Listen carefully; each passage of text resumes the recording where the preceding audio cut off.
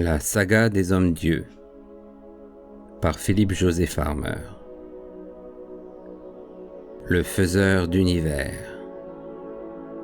Roman traduit de l'anglais par Michel Dutch.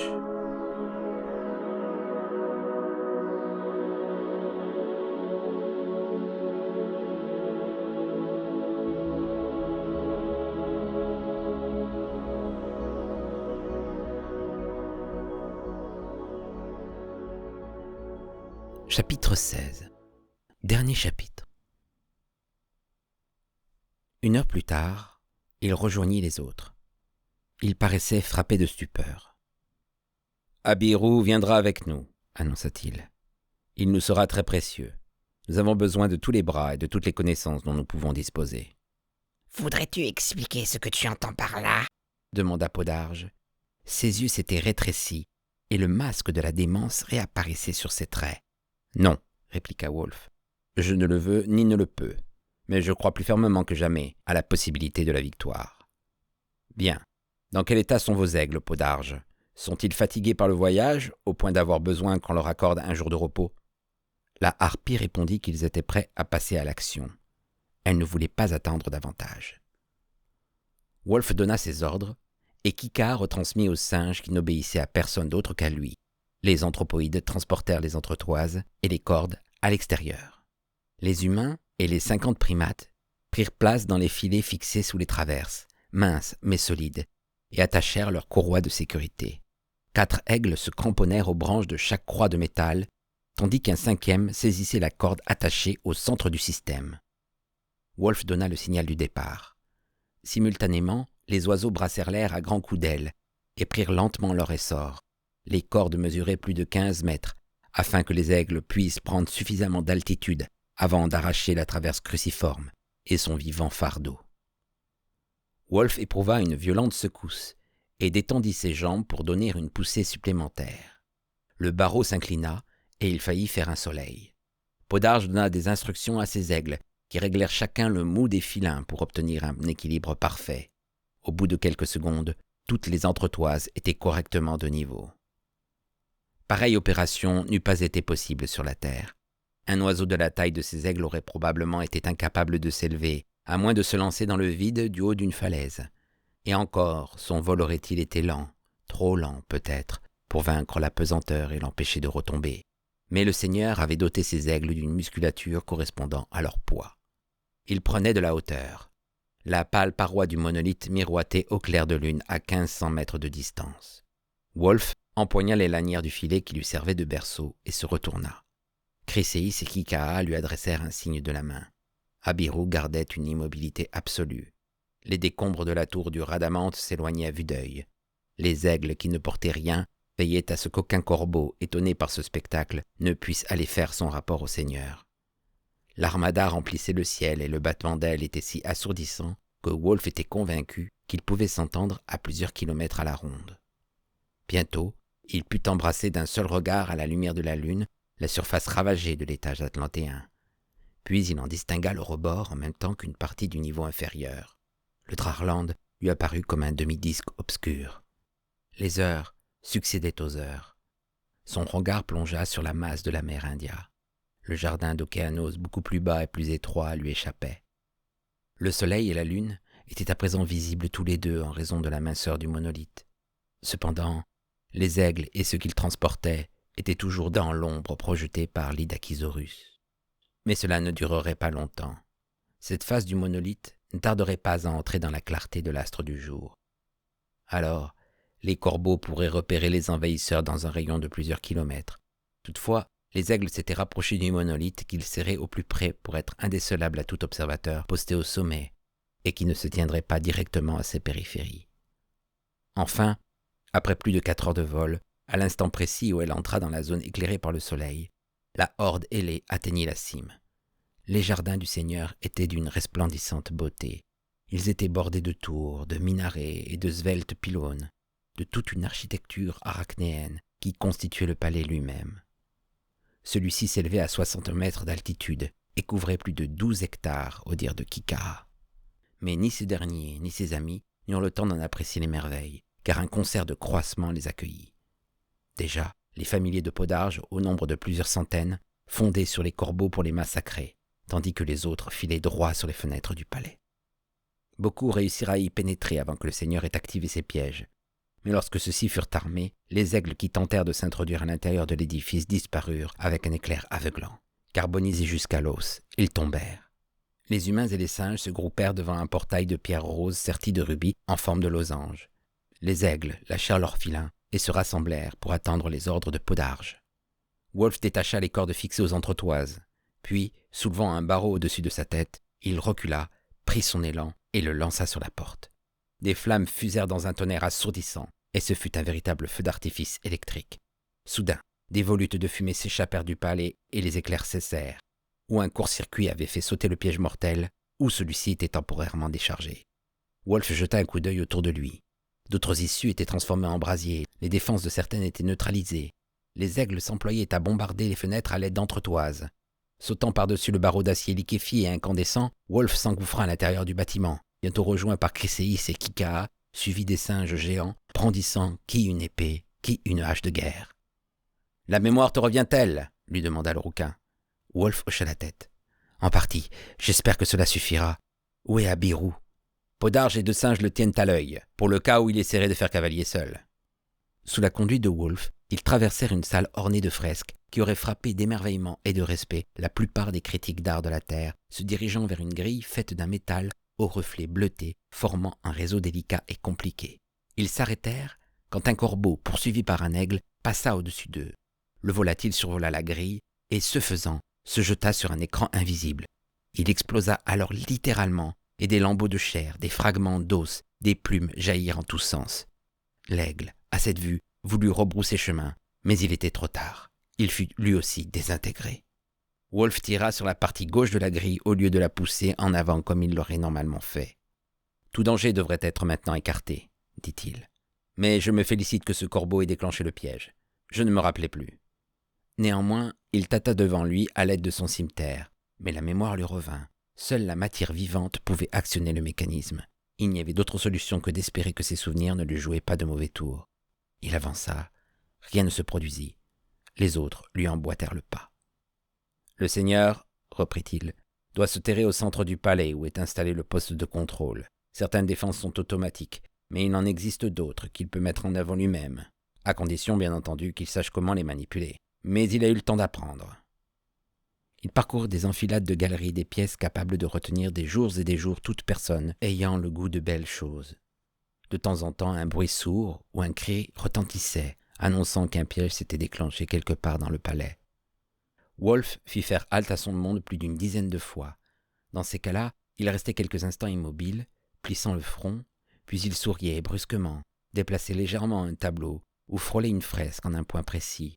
L'œil d'un personnage peint, la corne d'un buffle représenté dans le décor des plaines amérindiennes, le pommeau de l'épée d'un chevalier teutonique, et reprenait sa marche. Finalement, il appela un aigle. « Va chercher Podarge et les autres, » lui ordonna-t-il. « Il ne sert à rien de les sacrifier plus longtemps. Je leur montrerai le chemin. » Et il se tourna vers Kikaha.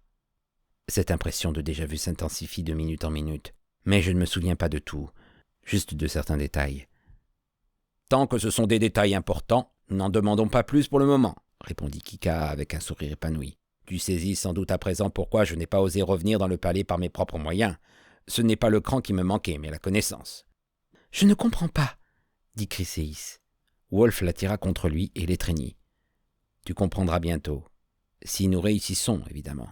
J'ai beaucoup de choses à te dire, et tu en auras beaucoup à me pardonner. » Une porte à glissière s'ouvrit tout à coup dans le mur, et une silhouette revêtue d'une armure marcha sur eux. Le personnage était armé d'une gigantesque hache de guerre qu'il balançait comme si ce n'était qu'une plume. « Ce n'est pas un homme, » s'écria Robert. « C'est un des Talos du Seigneur. »« Un robot, » expliqua Kikaha. « Pas tout à fait au sens où Kikaha l'entend, » songea Wolf.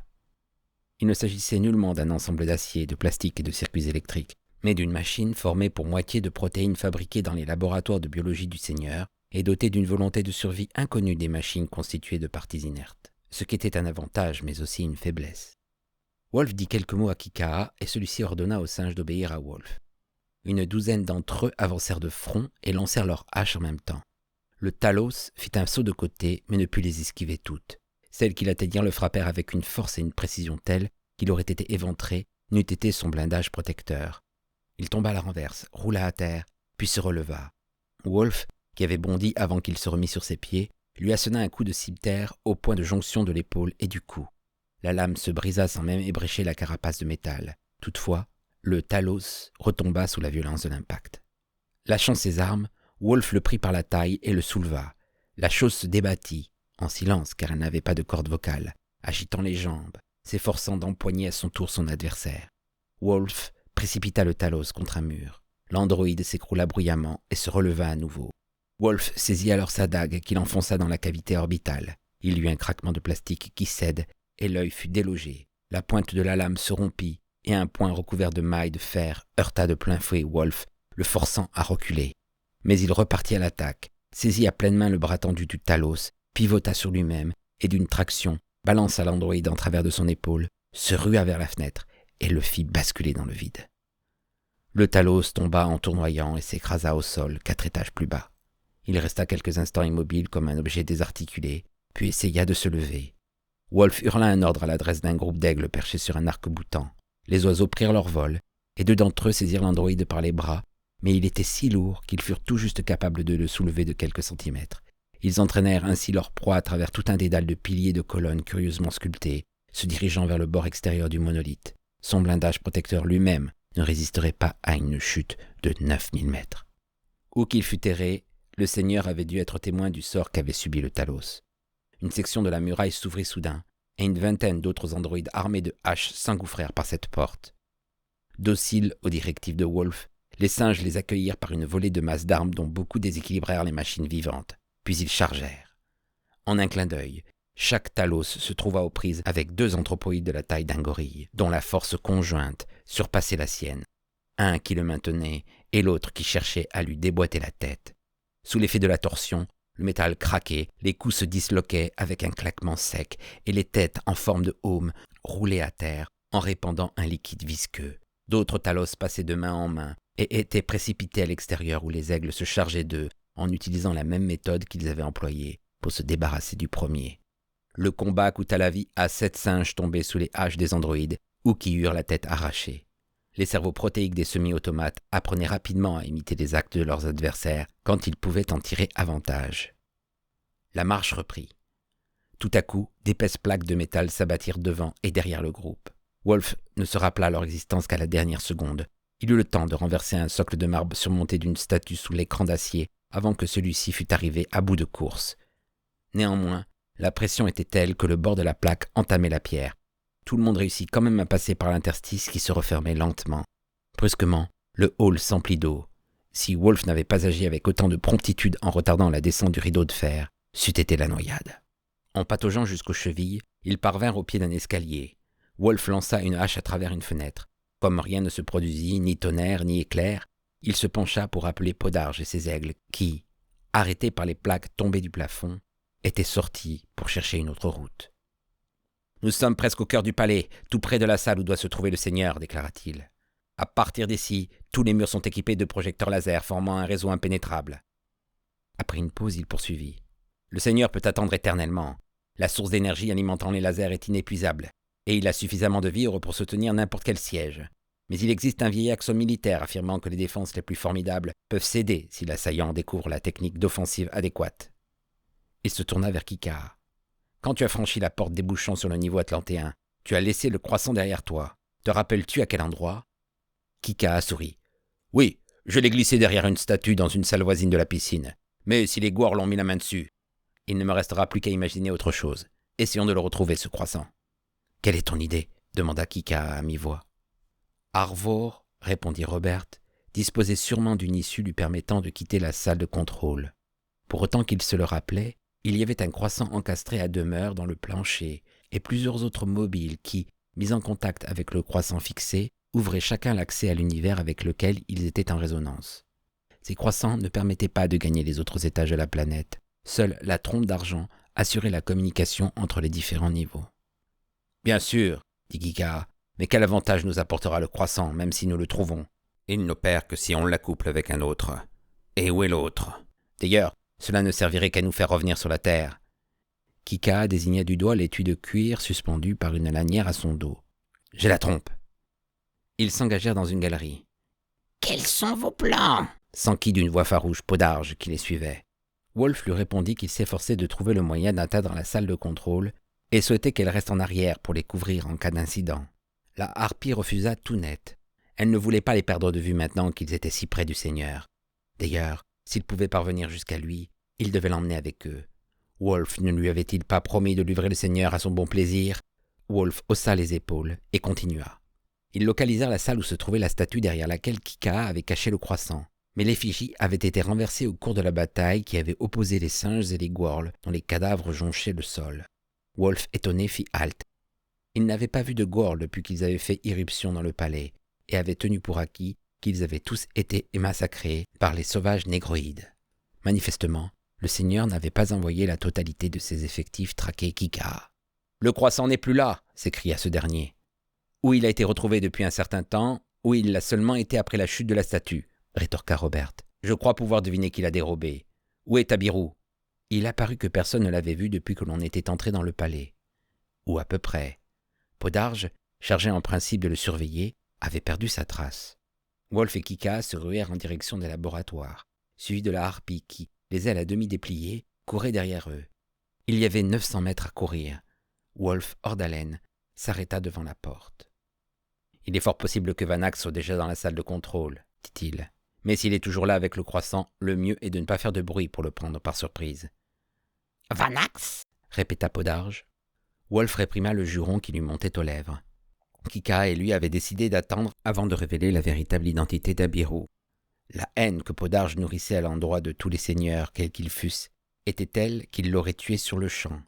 Or, Wolf tenait à ce que Vanax ait la vie sauve, car s'il n'essayait pas de les trahir, il pourrait leur apporter une aide précieuse pour prendre le palais.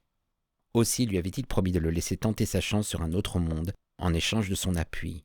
Vanax lui avait alors expliqué comment il était revenu sur cet univers.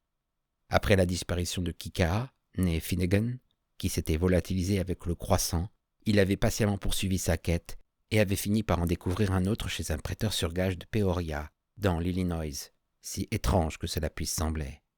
Comment l'objet avait-il échoué là? Quel était le seigneur qui l'avait perdu sur la terre? Nul ne le saurait jamais. Il y avait sans aucun doute encore d'autres croissants disséminés dans bien des endroits inconnus. Toujours est-il que celui-là donnait accès à l'étage amérindien. Vanax avait gravi le Tayafayawet et gagné le pays Kamchem où la chance lui avait souri. Il avait réussi à capturer les Gworls ainsi que Chryséis et à s'emparer de la trompe. Il avait alors pris le chemin du palais dans l'espoir de s'y introduire. Selon le vieil adage, on ne peut pas faire confiance à un seigneur, grommela Wolf. « Qu'est-ce que tu dis ?» demanda Podarge. « Et je t'ai posé une question.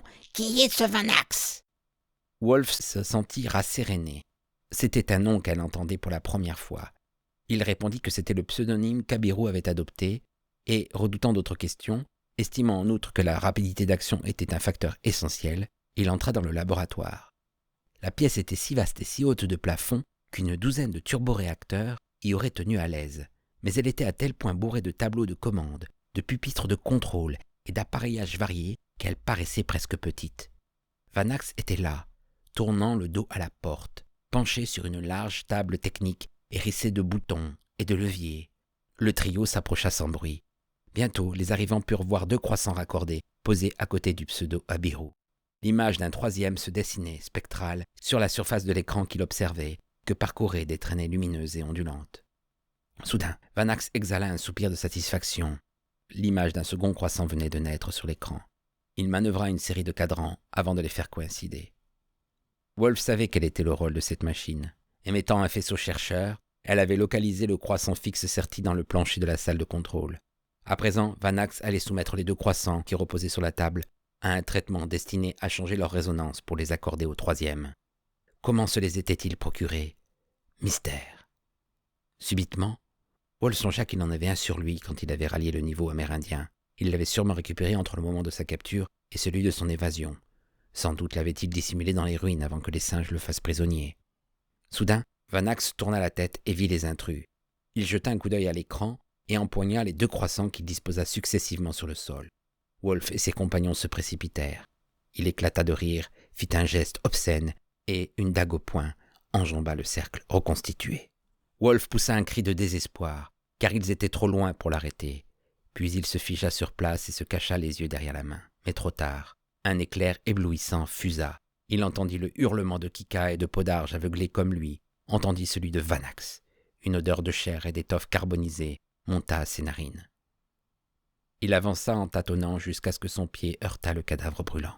« Que s'est-il passé par tous les diables ?» demanda Kika, pourvu que nous ne soyons pas frappés de cécité définitive. Vanax comptait se rematérialiser dans la salle de contrôle, mais Arvor avait piégé l'installation. Il aurait pu se contenter de détruire le synchronisateur, mais il a dû trouver plus amusant d'assassiner celui qui le manipulerait. Wolf attendit longtemps, patiemment, bien qu'il eût conscience que le temps travaillait contre eux. Mais il ne pouvait rien faire d'autre. Enfin, au terme d'un délai qui lui semblait insupportable, il commença de recouvrer l'usage de la vue. Vanax gisait, allongé sur le dos, carbonisé, méconnaissable. Les deux croissants étaient toujours par terre, intacts. Wolf eut tôt fait de les séparer à l'aide d'un stylet qu'il prit sur la table.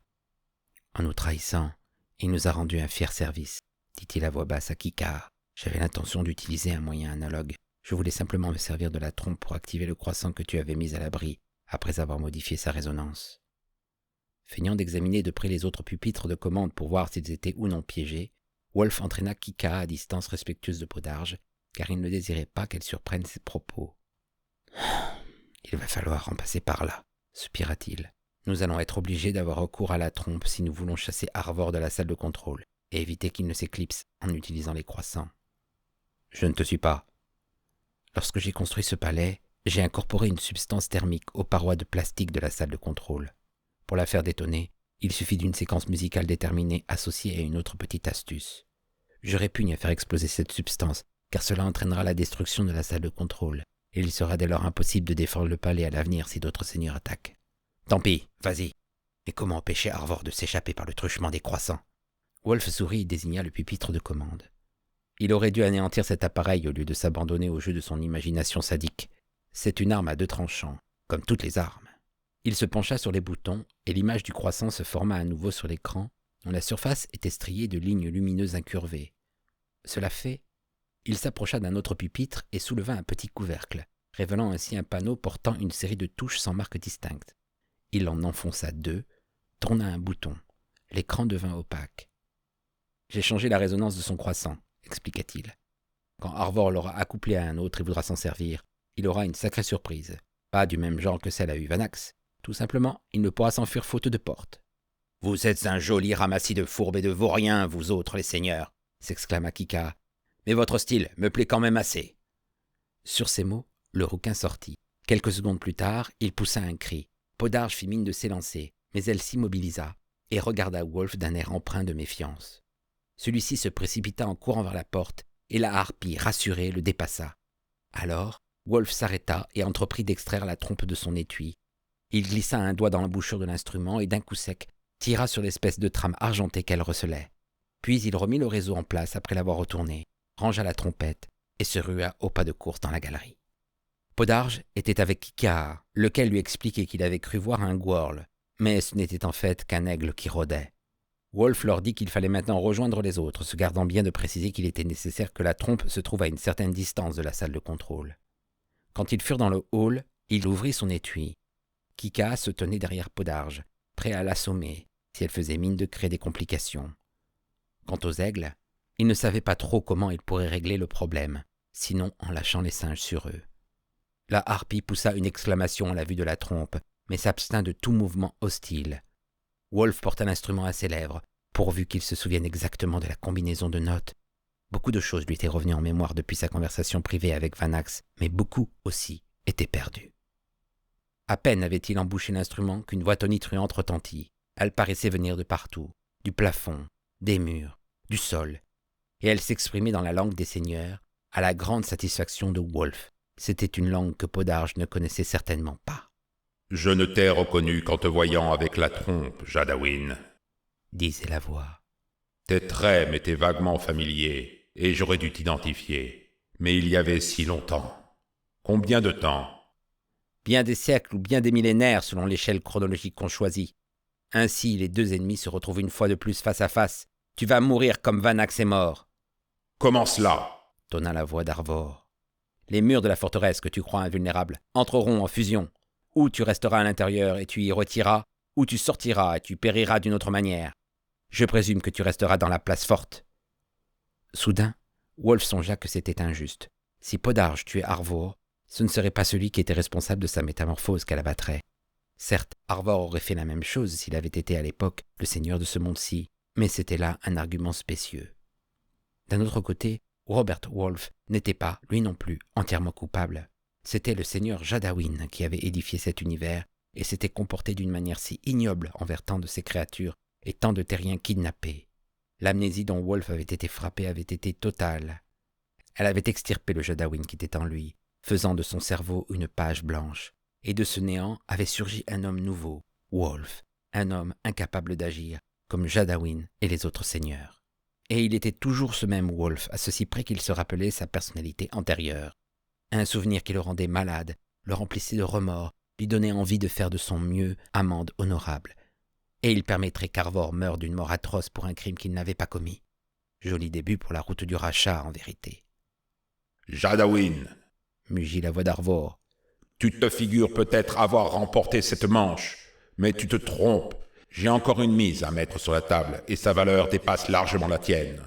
C'est-à-dire ce que ta trompe est capable de faire. » « De quoi parles-tu » Wolf avait le sinistre pressentiment que l'autre ne bluffait pas. « J'ai placé sous le château une des bombes que j'avais emportées avec moi quand j'étais chassé de Shifainir. Elle sautera quand je le désirerai, et annihilera tout le sommet de ce monolithe. Évidemment, ce sera la mort, mais mon vieil ennemi mourra avec moi. Pense à cette femme, pense à tes amis, ce sera aussi leur fin. » Wolf pensait à eux, et il était à la torture. « Quelles sont tes conditions » demanda-t-il. « Je sais que tu ne veux pas mourir. Tu es si malheureux que tu devrais appeler la mort de tous tes vœux, mais il y a 10 000 ans que tu te cramponnes à une existence sans valeur aucune. » « Assez d'insultes. Est-ce oui ou non? Mon pouce est à 1 centimètre du bouton. » Arvor pouffa et enchaîna. « Même si je bluffais, et ce n'est pas le cas, tu ne peux te permettre de courir un tel risque. » Wolf se tourna vers ses amis qui avaient écouté cette conversation sans rien comprendre mais deviner que quelque chose de dramatique avait eu lieu et leur dit tout ce qu'il osa, s'abstenant toutefois de mentionner ses liens avec les seigneurs. « Il faut lui demander ses conditions, » fit Podarge dont le visage était un masque de frustration et de démence. « Quand tout sera terminé, » ajouta-t-elle. « Tu auras beaucoup d'explications à me fournir, ô Wolf. » Et Arvor définit ses exigences. « Tu me remettras la trompe d'argent, unique et précieux chef-d'œuvre de maître Ilmar Walkin. Elle me servira à ouvrir la porte de la piscine, et je gagnerai le niveau atlantéen. Je ne demande rien d'autre, sinon ta promesse que personne ne me suivra, tant que la porte ne sera pas refermée. »« Très bien, » répondit Wolf après quelques instants de réflexion. « Tu peux sortir. Je te jure sous l'honneur et sur la main de Détio que je te remettrai la trompe, et que je ne lancerai personne à tes trousses, tant que la porte ne sera pas close. »« Je sors, » ricana Arvor. Wolf attendit que s'ouvrit le panneau à glissière au fond de la galerie. Sachant qu'Arvor ne pouvait plus l'entendre désormais, il dit à Podarge. « Arvor pense nous avoir possédés, et il doit être sûr de lui. Quand il aura franchi la porte, il émergera à 60 km d'ici, près d'Iquequa, faubourg de la capitale atlantéenne. Il serait encore à la merci de vos aigles s'il n'existait un autre point de résonance, situé à 15 km à peine de cet endroit. Une sonnerie de trompe permet d'ouvrir là-bas une porte donnant accès à un autre univers. Je vous indiquerai le lieu exact lorsque Arvor sera parti. » Arvor apparut. Sa démarche était pleine d'assurance. Il était grand, bien découplé, et avait une physionomie avenante. Ses yeux étaient bleus, et il portait une barbe blonde et frisée. Il prit la trompe des mains de Wolf, fit un salut ironique et s'éloigna. Il y avait une fureur si démentielle dans le regard de Podarge que Wolf craignit qu'elle ne sautât sur lui. Mais il lui avait dit qu'il tiendrait ses promesses, celles qu'il avait faites à Arvor et celles qu'il lui avait faites à elle.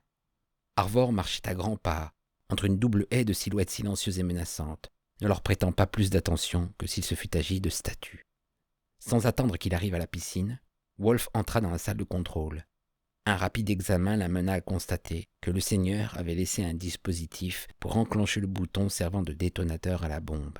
Sans aucun doute, il avait réglé de façon à disposer d'assez de temps pour s'esquiver.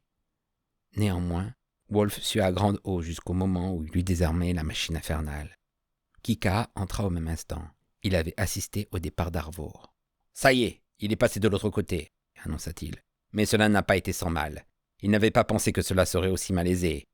Le point d'émergence était sous l'eau à cause de l'inondation qu'il a lui-même provoquée. Il a fallu qu'il plonge. Il nageait encore quand la porte s'est fermée. Wolf entraîna Podarge dans la chambre des cartes. Elle était immense et lui montra la ville près de laquelle se trouvait le point de résonance. Puis elle passa dans la salle d'observation pour qu'elle vît la porte en gros plan sur l'écran. La harpie étudia la carte et l'écran pendant 1 minute, puis lança un ordre à ses aigles qui se rassemblèrent derrière elle, et elle s'en fut. Les singes eux-mêmes étaient effrayés par la flamme meurtrière qui brillait dans leurs prunelles.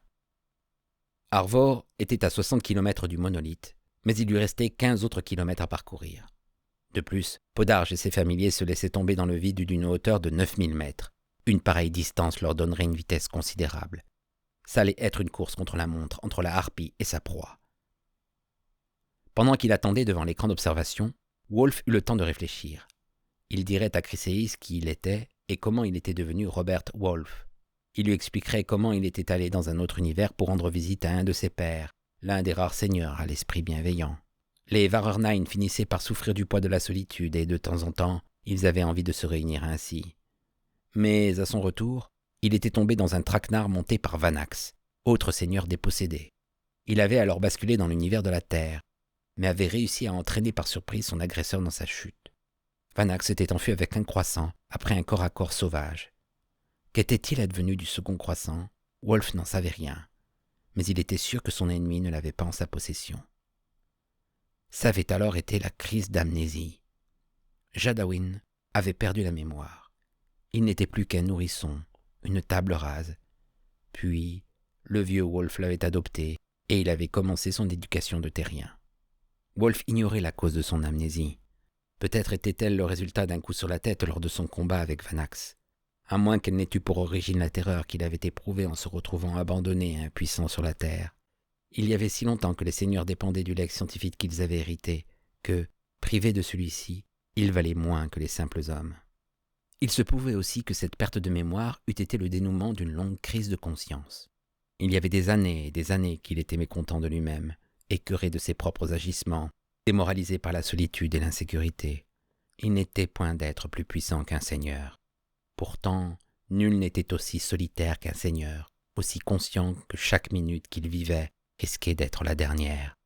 D'autres seigneurs complotaient, tous devaient être en permanence sur leur garde. Quoi qu'il en soit, Jadawin était devenu Robert Wolf.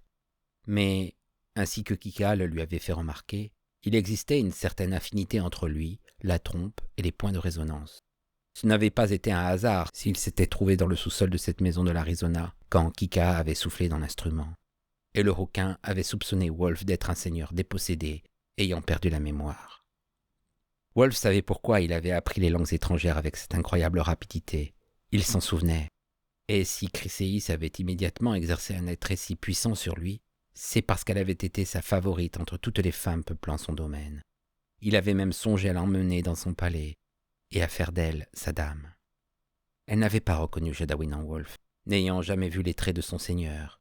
Le halo éblouissant dont il s'enveloppait quand il la rencontrait, banal stratagème, dissimulait son visage. Quant à sa voix, un autre artifice l'amplifiait et la déformait, cela tout simplement afin d'impressionner davantage ses adorateurs. Sa force physique sans égale était tout aussi peu naturelle. Il avait utilisé des techniques biologiques pour se doter d'une musculature supérieure à la normale. Il ferait tout ce qui serait en son pouvoir pour expier la cruauté et l'arrogance de ce Jadawin qui lui était maintenant tellement étranger. Il créerait de nouveaux corps humains dans son laboratoire et y transplanterait les cerveaux de Podarge et de ses sœurs, des singes de Kika, d'Ipséwas et de tous ceux qui le lui demanderaient. Il laisserait les Atlantéens reconstruire l'Atlantide et ne serait pas un tyran.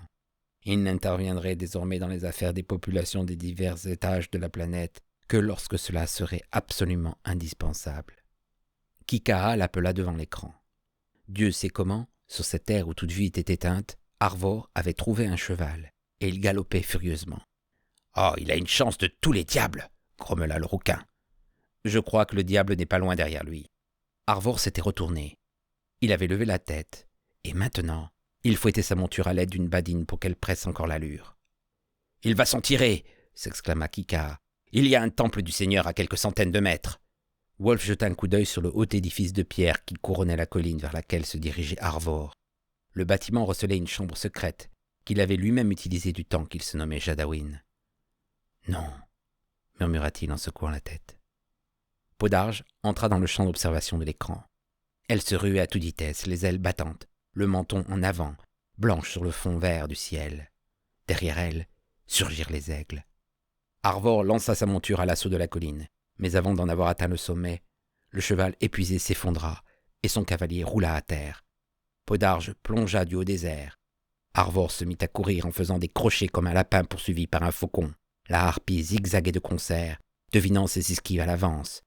Elle fondit sur lui et lui planta ses serres dans le dos. Il leva les bras, et de sa bouche béante jaillit un hurlement, inaudible pour ceux qui regardaient la scène par le truchement des écrans muets.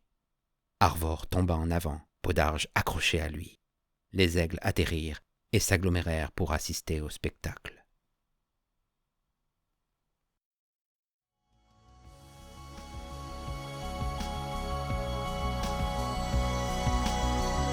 C'était Le Faiseur d'Univers, tome 1 de la saga des Hommes-Dieux, de Philippe José Farmer, traduit de l'anglais par Michel Deutsch, lu par Aidan Cosmo,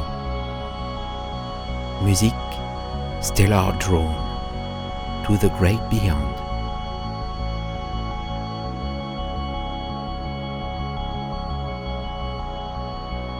Si vous avez apprécié cette lecture, merci de liker, commenter et de vous abonner à la chaîne. À bientôt.